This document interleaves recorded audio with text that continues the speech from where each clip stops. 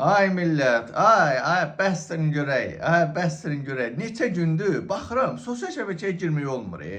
Azərbaycan-Rusiya savaşı artıq Azərbaycan xəbər saytları, mediası sanki elə bir ki İranla İsrail savaşına çeviribdi. Vay vay vay vay. Allah hamd olsun hamısı bir oyundur. Vallah billah hamısı. Bunlar əvvəlcədən İlhamla Putin arasında müəyyən edilmiş bir oyundur, oyun. Başa düşürsünüzmü? Ay oyunla oyundur.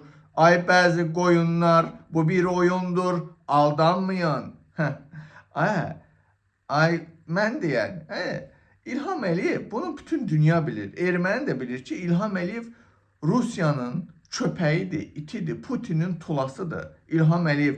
Görmürsünüz görüşəndə belə boynun büküb Putin qabağında belə durur. Belə duran adam Rusiyaya baş qaldıra bilərmi? Ay nə bilim, güya artıq Azərbaycanda rus dilli məktəblər bağlanacaqmış da. Ay nə bilim, böyük bir sanksiyalar, adamlar, Rusiyanın adamları Sputnik TV bağlayırlar. Bəsdir. Bu bilirsiniz nə? Mən bunun açıqlamasını sizə verim. Demək bu tamaşa nədən ibarətdir ay millət? Bu barədə mənə məlumat. Mən belə deyim də. İçəridəki xırda çavuş generallarıma dedim ki, bu nədir? Bu nə oyundur? Bilirəm oyundur. Prosto bu nəyə görə təşkil olunub bu oyun? Dedilər ki, bu demək bu İlham Əliyevə İngiltərə başda olmaqla bu Coral Enerji bir söhbəti var. Demək Azərbaycan Rusiya neft qazını Sokar adından xaricə satırmış, Avropaya satırmış. Bunu İngiltərə bilibdir. Coral Enerji, Zəngilan gəmisi vasitəsilə, bir neçə gəmilər, İlham Əliyevin gəmiləri vasitəsilə Sokar adından, Sokarın qazıdır, neftidir.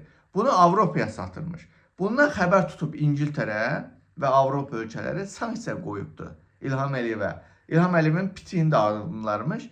Və İlham Əliyev belə bir şou, Rusiya ilə şou göstərilmiş ki, güya mən bax Rusiya ilə aralaşıram, qırğın davanın içindəyəm. Siz mənə sanksiya qoymayın da, olar mı? Bu şou ondan ibarətdir. Yəni İngiltərəyə, Avropaya göstərmək ki, güya mən bax Rusiya ilə artıq düşmənçilik sərgiləyirəm. Mən Rusiyanın qazını, neftini satmayacağım falan. Bunlar hamısı şoudur. Və bu şouda da demək, mən sizə deyim, bir neçə gün içində başa satacağım. Narahat olmayın ay millət. Burada demək ki, Azərbaycan xəbər saytları Rusiyanın düşmən elan edib, Astava orada özünü nezvalıyır.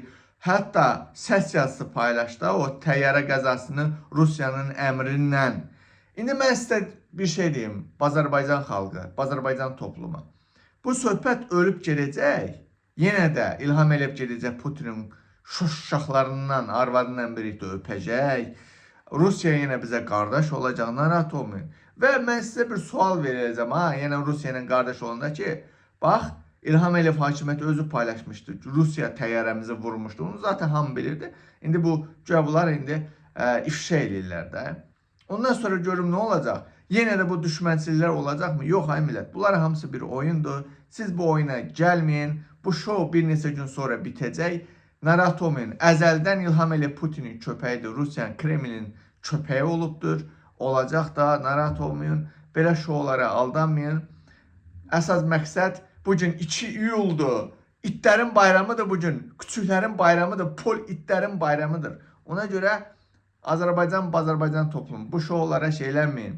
Yəni inanmayın ki, həqiqətən də bax, bizim əzəldə olan, indi xalqın içində bəziləri də var. Həqiqətən fikirləşir ki, Rusiya bəli, bizim tarix boyu bizim bəla olubdur. Bizim düşmənimizdir. Xocalını 20 yanvarı bizə yaşatdıranlar həmişə Rusiya olubdur. O Rus bayrağı alıb meydana çıxanlar bunu bilməz. Ona görə belə oyunlara aldanmayın. Ancaq ölkədəki problemlərə köklənin. Başa düşürsünüzmü?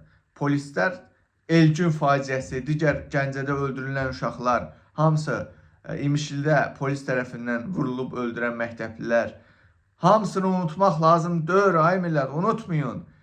Ən böyük düşmənimiz İlham Əliyev və bu rejimi, düşməni qoruyan bizim şərəfsiz uğraş anası cırıq polislərimizdir.